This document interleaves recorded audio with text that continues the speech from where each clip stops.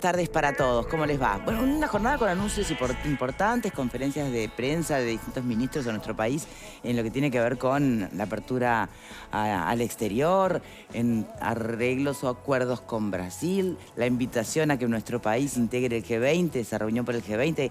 Eso es un temún, es sumamente importante y es un honor al país, más allá del gobierno, ¿no? Podrá haber diferencias de interpretación en eso, pero me parece que el país todo es quien debe sentirse orgulloso de esta convocatoria. Y es el 8M. Un 8M más, ¿tiene algún sesgo particular? Por un lado está lo que son las manifestaciones oficiales o la declaración oficial a la que asistió el propio presidente de la República. Y después están todas las demás plataformas que reivindican distintos colectivos feministas porque, bueno, hoy realmente hablar de feminismo uno se queda corto porque hay como varios feminismos, pero eso me lo podrá aclarar la propia invitada de hoy, Mónica Botero, directora del Instituto Nacional de las Mujeres. ¿Cómo estás? Bien, muy bien. Saludos a todas las mujeres en este día. Bien, hay varios feminismos, ¿no? Sí, sin duda, sin duda. Eso históricamente ha sido así también. ¿En su génesis también? Sí. Digamos, el feminismo tiene muchas vertientes. Se puede ubicar a fines del siglo XVIII, ¿no? Con Olimpia de Gouges y digamos, esa tendencia que surgió con la Revolución Francesa y después, bueno, fue continuada con las sufragistas, sobre todo las británicas, que, bueno, ahí tenemos a Emmeline Pankhurst, maravillosamente interpretada por Meryl Streep, hace una película de hace unos años, y bueno, pero también están las que tienen una vertiente como mucho más político-partidaria, socialista, del socialismo, digamos, bueno, del periodo soviético. Bueno, allí hubo feministas como Rosa Luxemburgo, ¿no? De hecho, la plataforma desde la cual convoca el PIT-CNT, por ejemplo, es fuertemente político-partidaria, ¿no? Sí. Ahí creo que hay una diferencia. Una cosa son los feminismos con diferentes filosofías o con diferentes encares. Digamos, están las académicas o las que son más activistas de la calle o las más liberales o más socialistas en el sentido soviético del término. Acá yo creo que hay una especie de oportunismo político-partidario que me da un poco de pena en Uruguay, porque las mujeres que estuvimos juntas cuando la recuperación democrática habíamos construido un diálogo y una forma de trabajo donde empujábamos en los temas que eran conjuntos, en los problemas comunes, y cuando estábamos en desacuerdo preferíamos que cada una, bueno, las políticas, ¿no? Yo era periodista en esa época, las acompañaba, pero estaba esa dinámica. De buscar los puntos en común, digamos, ¿no? Los acuerdos. Hoy eso, si bien como gobierno tenemos que reconocer que el rol de las organizaciones sociales es cuestionar al poder y es plantear reivindicaciones y controlar a quienes hacen política pública. A mí eso me parece razonable y estamos en una democracia que es la mejor democracia del continente y por lo tanto eso me parece razonable. Lo que yo veo que obviamente a partir de este periodo de gobierno se partidizó de una manera que no es la reivindicación de organizaciones sociales, sino que ahí hay una conjunción de un relato, generando un relato, además de que este gobierno desmanteló la política pública en materia de género, todo un montón de cosas que realmente decididamente no son ciertas. Y eso realmente me preocupa mucho. Bien, después podemos ir, si quieren, algunas de esas diferencias. En todo caso, habría que partir de una pregunta, ¿no? A ver, en ese ejercicio de seguir intentando encontrar los puntos en común, ¿no? Porque consenso de búsqueda de igualdad de oportunidades está, ¿no? Romper con la brecha salarial está. Esos son consensos lógicos, ¿no? El ser socialmente iguales está. Pero luego ahora se han puesto mucho énfasis en una mirada, poco menos que, bueno, si no se podría, según por ejemplo alguna de las plataformas de los movimientos feministas actuales, no se podría aspirar a un mundo sin violencia de género en tanto el sistema se mantenga capitalista, por ejemplo, ¿no? Entonces, la conjunción de esos datos a veces puede llegar a despistar un poco desde la afuera. Tal vez exista un hilo narrativo realmente que se pueda llegar desde aquí y terminar en lo que, poco menos que es la criminalización de la solidaridad, que leí, es una de las plataformas del 8M. No sé si es del PIT-CNT o de quién. Es de la Intersocial Feminista. De la Intersocial. Es parte pero del ¿cómo llegamos a la criminalización de la solidaridad por el tema de las ollas populares en un 8M? No, quedan muchas dudas por allí. Entonces, les planteo hacer el ejercicio de, bueno, a sabiendas del momento que se está viviendo, de la fiebre preelectoral que ya está sobre la mesa, poder pasar un colador y tratar de ir al concepto de fondo, ¿no? Aun cuando podamos no compartirlo, pero tratar de entenderlo, porque allí tiene que haber puntos de contacto. ¿Me permiten, Pepe? ¿Me estás siguiendo en el planteo? Te sigo, bien. Perfecto. Y inclusive lo comentábamos antes de comenzar el programa. En el 2017 hubo una marcha que fue verdaderamente multitudinaria. Yo creo que algo cambió a partir de ese momento. Hubo falta, me parece a mí, en ese momento de que emergieran algún tipo de liderazgo para que ese enorme capital que se vio en las calles estuviese de alguna manera encaminado hacia lo que era la lucha por tratar de tener un mundo mejor para las mujeres, ¿no? Y me parece que muchos vieron en esa cantidad enorme de gente, en esa foto, en esa caudal imagen electoral posible. Claro, una acumulación enorme de voluntades que podía ser de alguna manera manejadas a favor o partidizadas, como decía Mónica Botero. Yo creo que es correcta la apreciación que ella hace. Y a partir de allí me parece que algunas cosas cambiaron. Como todo proceso cultural, que lo es es lento, es un cambio que todos estamos de alguna manera involucrados y participando, y por lo tanto también al ser contemporáneo nos exige tener una mirada más a largo plazo para ver esto de lo que puede llegar a ocurrir más adelante. Pero hoy inmersos en esta situación, a mí, y capaz que no es lo correcto como hombre hoy decirlo, pero me gustaría que esto no se partidizara para que verdaderamente la lucha de las mujeres tuviera un fin más noble que no pasar estrictamente por lo partidario. Pero también es una cuestión de las mujeres. A ver, mujer, entonces, vale, es muy...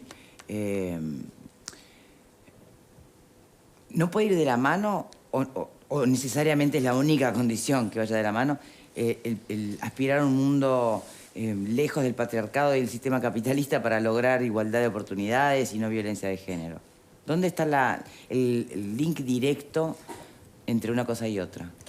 Bueno, el día que se votó el paro, yo estaba en el panel también, y en realidad intenté explicar cómo lo vinculan generalmente quienes proponen esto, ¿no? Convengamos que muchas trabajadoras obviamente son feministas y participan en distintos colectivos feministas, ¿no? Que dentro de la diversidad de colectivos feministas todos vemos plataformas bastante diferentes, a veces hasta en algunos extremos y otros van por otro lado. Yo creo que hubo un impulso muy fuerte después de la creación de la Intersocial de las trabajadoras que están organizadas en distintos colectivos feministas que presionaron, digamos, dentro, pero no digo de una forma negativa, sino que realmente ejercieron una presión dentro del PIT-CNT para que terminara votándose, por ejemplo, este año la convocatoria mayoritaria a acompañar el paro internacional de mujeres, por ejemplo. No se había logrado hasta este año. Generalmente, cuando se iba a votación, como que no terminaba de llegar esa decisión que las trabajadoras feministas que militan dentro de distintos sindicatos venían empujando hace años. Dentro de esa decisión está claro, hay una plataforma que no es solo la de los movimientos feministas, sino que al ser las mujeres trabajadoras las que convocan a esto, también está lo que tiene que ver con la plataforma de clase, ¿no? De la clase trabajadora que en lo que tiene que ver con la mujer se mete en la plataforma de la movilización del 8M. ¿Por qué? Porque cada colectivo feminista convoca, como yo decía, con su plataforma. En este caso, el PIT-CNT no va a abandonar su plataforma. De clase. Exacto, pone su componente de clase dentro de la propuesta, que yo creo que, a ver, más allá del titular del antirracista y anticapitalista que tiene la convocatoria, en realidad lo que dice después es más democracia, más participación, paridad en los espacios de decisión, luchemos por nuestros derechos sociales, los económicos y políticos. consensos a los que todos podemos llegar. Ahí Bien. hay como una suma de la plataforma, que es generalmente Sí. la que se lleva mayoritariamente, con lo del feminismo de clase, antirracista y anticapitalista. Bien, O sea, pero es una mezcla como saludable. Y lo que pasa es que esta es o la... no necesariamente en un... Bueno, ante una sociedad, ante un mundo, ¿no? A ver, yo creo que lo que hay que habilitado, diferenciar... politizado, ¿no? Llevado a los extremos. ¿Qué pensás? Perdón, Vale. No, yo voy a decir simplemente algo bien cortito, que es que hay que diferenciar que en realidad esta es la convocatoria que hace uno de los colectivos que convoca la marcha, que es el PIT-CNT. Esa es su convocatoria. Sí. ¿Qué pensás? Bueno, la marcha hoy por hoy se apropió de su organización, la Intersocial Feminista, que es una especie de sucursal, digamos, del PIT-CNT, está incluida allí. Y trabaja en función de las lógicas del PIT-CNT, que sabemos que las lógicas del PIT-CNT responden a su vez a las lógicas del ala más radical del Frente. O en todo caso, el Frente responde al ala más radical del PIT-CNT. Eso no lo tenemos muy claro, pero sabemos que es así. Entonces, ¿qué es lo que pasa? Por transposición, finalmente la Intersocial Feminista termina respondiendo al ala más radical del Frente o del PIT-CNT como nos guste. Por lo tanto, quedamos rehenes, las mujeres activistas, de que se impongan ese tipo de consignas. A mí me llama la atención que si es una organización sindical y que responde a una lógica sindical, debería, por ejemplo, en su plataforma, tener la reivindicación de que los sindicatos que integran el PIT-CNT incluyan la paridad o incluyan a más mujeres en sus direcciones, cosa que no tienen, y que en el discurso del PIT-CNT y en la plataforma del 1 de mayo se incluyan reivindicaciones de las mujeres, y eso no lo he escuchado. Por otro lado, me parece que el término anticapitalista se cae por su propio peso. En los países donde las mujeres tienen más derechos y son más iguales y están más empoderadas, son democracias liberales con sistemas económicos de mercado. Por lo tanto, hablar de anticapitalismo me parece que yo, ¿no? ya Los tiene como 50 años de antigüedad. ¿Dónde ya está la venció. capacidad de empoderamiento económico en otro sistema? En 60 años de régimen soviético yo no vi ni que se hablara de violencia de género, ni siquiera se la reconoció, hoy no se la reconoce en Cuba, como una situación, como un problema social, se la niega y se la oculta. Sí. Pero más allá de eso, voy realmente una de las grandes conquistas de las mujeres ha sido salir al mercado laboral, pelear por la brecha salarial, y a ver, todo en un contexto donde necesitas al mercado. Eso es lo que tenemos por lo en común, sin duda, sí, sin duda, y eso no se está poniendo como lo central de una proclama que además debería tener la vocación de incluirnos a todas. Quizá el gobierno no, nadie está pidiendo que digan que es maravilloso, pero por lo menos... No, y porque de hecho, y ahora vamos a eso, me gustaría también ver el análisis sobre el alcance de lo que ha podido hacer en mujeres en esta gestión, ¿no? Bueno, y mujeres, lo que hoy contamos como una buena noticia en el acto, en realidad no es un logro de mujeres, es un logro de todo el Estado, porque las políticas que intentan cambiar una cultura, que requieren políticas sociales amplias y donde se requieren acciones en todas las áreas, y mujeres las puede coordinar o puede pedir que se reactiven o que se mantengan o que se creen, pero no lo va a hacer por sí sola. Este mes, como desde el Estado promovemos todos los meses de marzo que se centre el tema en la autonomía económica de las mujeres, pudimos mostrar que en el mercado laboral, aún con la pandemia en el medio, mejoramos algunas brechas de la época de la prepandemia. Por ejemplo, se redujo la brecha de desocupación. Antes de la pandemia era de 3,4, esto es la diferencia entre el porcentaje de ocupación de hombres y de mujeres, por supuesto que digamos, en beneficio de los... O sea, los hombres tenían menos desocupación, las mujeres más, con una diferencia de 3,4. Hoy esa brecha está en 2,1. Y en el segundo semestre del 22, las cifras no son oficiales, pero ya las tiene el Ministerio de Trabajo, llegó a 1,3. Es una reducción muy significativa cuando estamos hablando de un 6,9% de desocupación, por ejemplo, en los varones y 9 en las mujeres. 2 puntos más o menos, o 1,5 puntos más, es una gran diferencia. Y esto también, por ejemplo, en el número de mujeres ocupadas, que era de 734.000 y algo en la prepandemia, y hoy es 743.000 y no sé cuánto. Esto quiere decir no solamente que hay 9.000 mujeres más ocupadas, sino que atravesamos la horrible crisis que envolvió al mundo en el 2021 y salimos con datos mejores y más igualitarios. Lo mismo en el nivel de, que este es quizá el indicador el mejor, que es las personas que declaran, las personas que trabajan en la formalidad. Había antes de la pandemia un 19, algo de personas que estaban en la informalidad. Hablamos de mujeres solamente, ¿no? Mujeres, de mujeres. Y hoy hay un 23, o más de un 23. Esto es que aumentó en un 4% el número de mujeres que están al revés. Era de 23 las mujeres que estaban en la informalidad y hoy es de 19. Mejoró un 4%. Eso quiere decir que hay un 4% más de mujeres que tienen seguridad social, que tienen asignaciones, que tienen cobertura de salud. ¿Y la brecha salarial? La brecha salarial tuvo una mejora de un 2%, que realmente no es significativa. Antes de la pandemia, por cada 100 pesos que gana un hombre, una mujer ganaba 76 y algo, y gana 78 y algo. O sea que...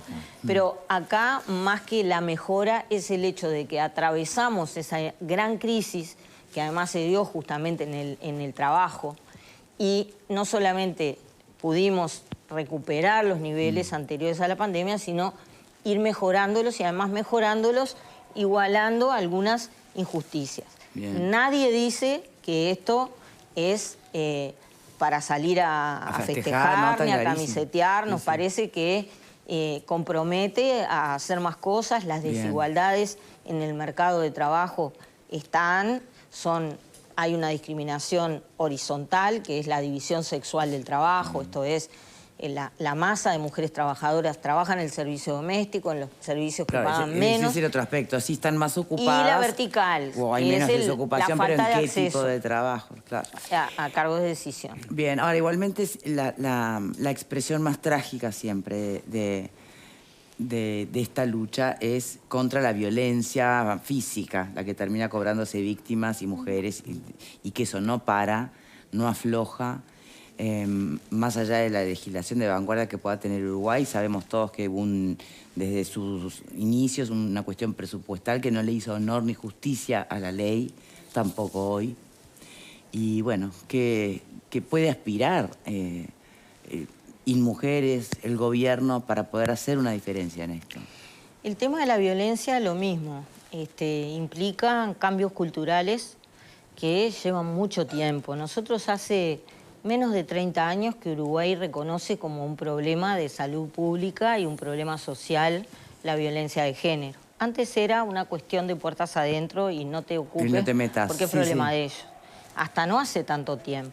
Entonces, resolver estos problemas... ahora yo creo que todavía estamos en el periodo en el que la PUS está saliendo. Que hay más denuncias, que hay más casos, porque hay más personas que ya no están dispuestas a tolerar esta situación, porque hay vecinos, familiares, padres, madres, hermanos, hermanas. Pero todo eso, Mónica, es como un proceso cultural al que estamos haciendo referencia. Es un proceso. Y pero por hay que el otro dejarlo lado, solo o hay que ayudarlo con presupuesto no. Y justicia mediante. Totalmente. Las políticas públicas hemos hecho enormes esfuerzos en estos años. Lo que hicimos fue ¿Como mujer construir... crees que fue enorme? Mira, sí. No como mujer integrante del gobierno, como mujer. Sí, ¿Fue enorme? Sí. Yo no conocía todo lo que hace el Servicio de Respuesta en Violencia de Mujeres. hasta que llegué y hasta que vi lo que hacen. Realmente, para decir un indicador bien claro y tocando madera, ¿verdad? De las 3.500 mujeres que cada año entran a los servicios de violencia de mujeres, hasta ahora, históricamente, no solo en este gobierno, ninguna fue víctima de femicidio. Eso no quiere decir que somos perfectas e infalibles. Quiere decir que tenemos que seguir transmitiendo el mensaje de que si se va a pedir ayuda, se está salvando la vida. Que hay un número de mujeres que no tuvieron esa oportunidad y perdieron la vida, sí. Es un número que se ha estudiado y que se ha buscado los motivos, y los motivos en general es que no se valora el riesgo, no se considera la persona que está en riesgo. Y entonces, bueno... Bueno, a veces la propia víctima, pero a veces también la respuesta del Estado, no, le erra en la valoración, Solo ¿no? hubo un caso de todos los femicidios del año pasado en que había habido una denuncia previa. En los demás casos no las hubo. Las mujeres, como te decía, que denuncian, en los servicios nuestros son 0 las víctimas de violencia. Hay otros servicios en la Intendencia de Montevideo, en la Intendencia de Maldonado, en otras intendencias, servicios más pequeños. Nosotros estamos en 35 puntos del país, el INAU también tiene los suyos, la propia policía con las unidades especializadas. En general, cuando se llega a pedir ayuda al Estado, prácticamente no ha habido casos de femicidio. Que de todas maneras, la cantidad de personas que está denunciando y que está viniendo a pedir ayuda es creciente. Y los niveles de violencia que se ven, lo cruento de esa violencia cada vez es más fuerte. Eso tiene que ver con, también ahí hay una pelota complicada, que es la violencia de género, que es la criminalidad, que es las drogas, el negocio del narcotráfico. Todo lo que atraviesa no solo patriarcado. Sí. Exacto, sí, por supuesto. Exactamente. Como siempre, muchísimos desafíos por delante. Bueno, Mónica Botero, muchísimas gracias por habernos acompañado. Sabemos que te vas de viaje, pero nos dedicaste un ratito. Muchísimas gracias. Entonces, bueno, directora gracias de InMujeres. Nosotros hacemos una pausa y ya volvemos.